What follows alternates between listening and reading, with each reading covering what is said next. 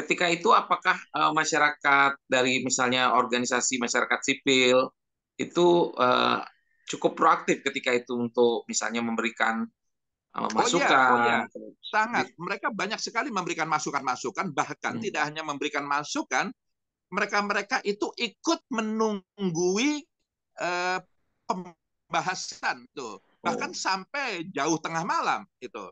Ketika kami sampai dengan malam hari membahas di Panja gitu ya, itu mereka ikut mendengarkan, ikut menyimak, ikut memantau, ikut memonitor proses pembahasan. Jadi eh, banyak koalisi lembaga-lembaga swadaya masyarakat,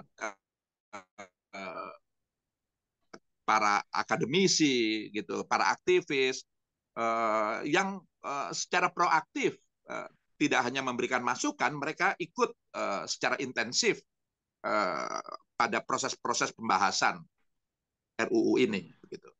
jadi memang RUU ini pertama dia bersifat terbuka pembahasannya sehingga Ya, pelibatan masyarakatnya juga bagus gitu ya volumenya iya. ketika itu ya. Itu yang saya katakan revolusioner karena Hmm. dalam pengalaman saya itu baru kali itu ada rancangan undang-undang yang dibahas secara terbuka dari awal sampai akhir.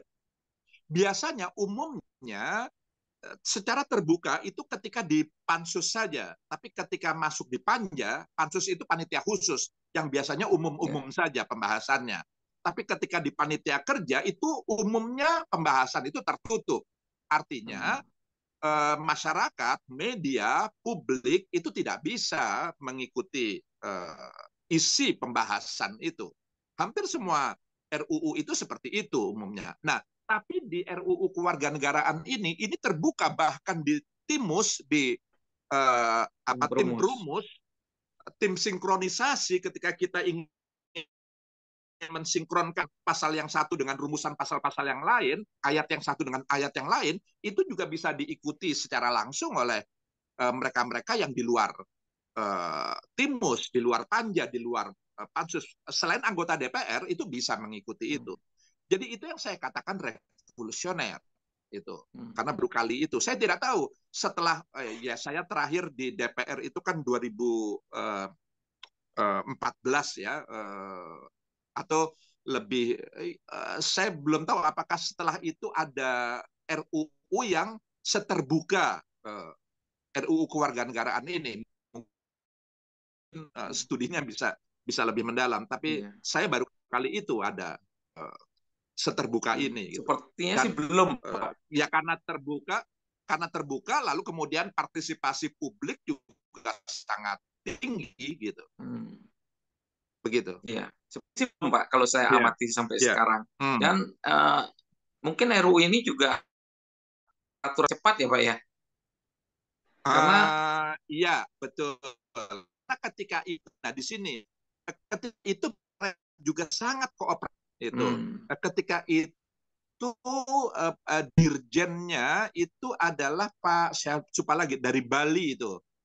Uh, iya, iya. uh, saya lupa lagi. Menterinya Pak Hamid Awang